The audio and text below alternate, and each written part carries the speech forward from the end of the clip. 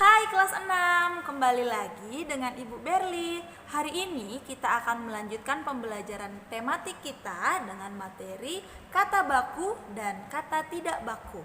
Nah, sebelum kita mulai pembelajaran kita, Ibu Berli mau pimpin kita dalam doa supaya kita siap untuk mengikuti pembelajaran hari ini.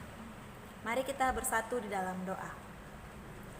Kami bersyukur Tuhan buat kasih setia penyertaan-Mu dalam kehidupan kami. Sekarang kami mau belajar, kiranya Tuhan berkati kami supaya kami mau belajar dengan sungguh-sungguh, dengan baik, sehingga hari ini kami boleh mempelajari hal yang baru Bapa. Kasih Tuhan Yesus, dalam nama-Mu kami berdoa dan mengucap syukur. Haleluya, amin.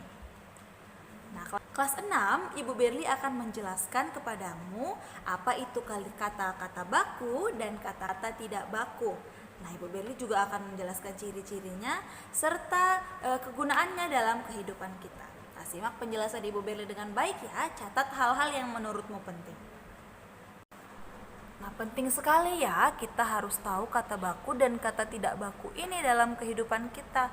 Karena kita harus menggunakan kata baku ketika kita menuliskan hal-hal yang resmi, misalnya surat resmi atau surat lamaran begitu. Kita juga harus bisa menggunakan kata baku ketika kita berbicara pada acara-acara yang resmi atau formal. Nah, hari ini kita akan belajar apa itu kata baku dan tidak baku.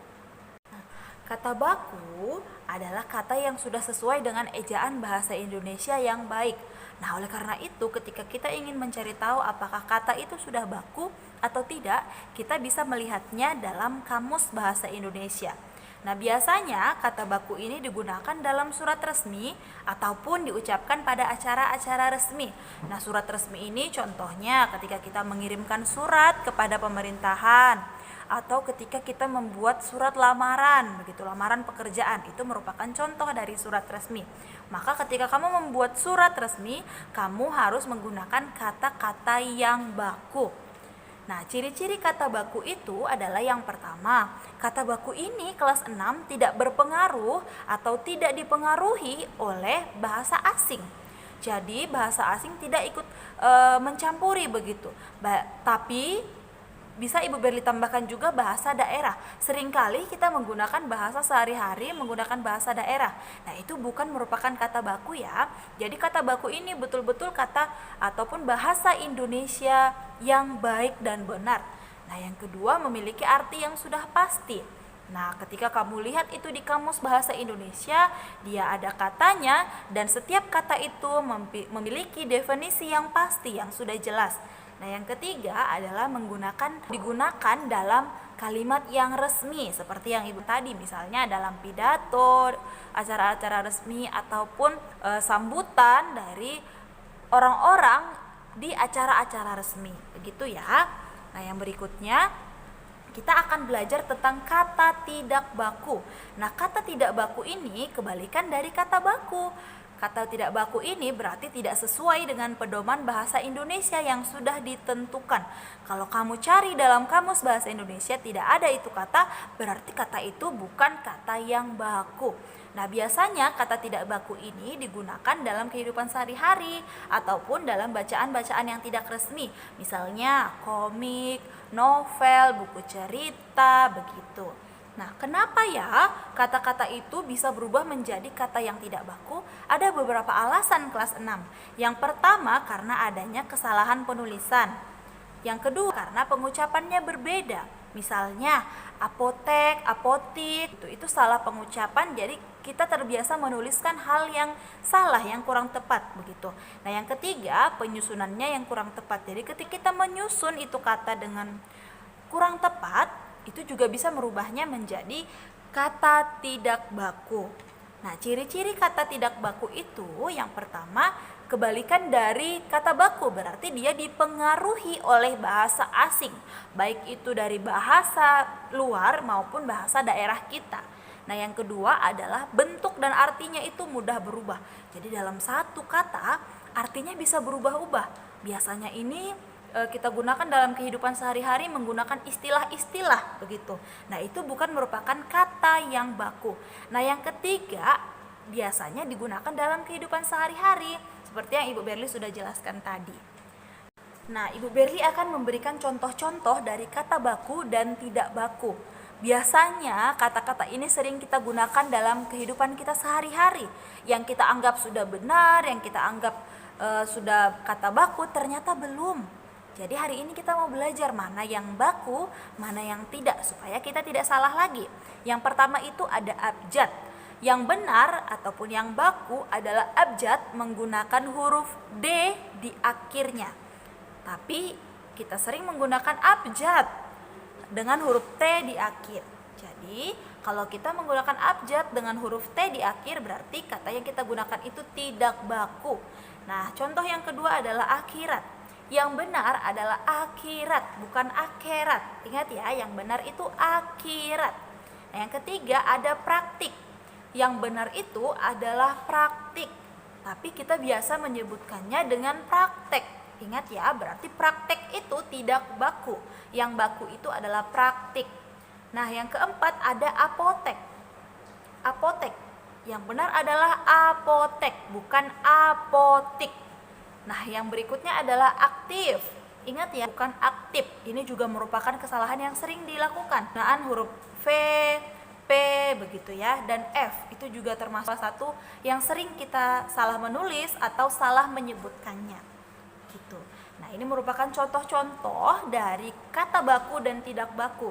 Kalau kamu ingin mencari tahu lebih banyak lagi tentang kata baku dan tidak baku, sekali lagi kamu bisa melihatnya di Kamus Besar Bahasa Indonesia.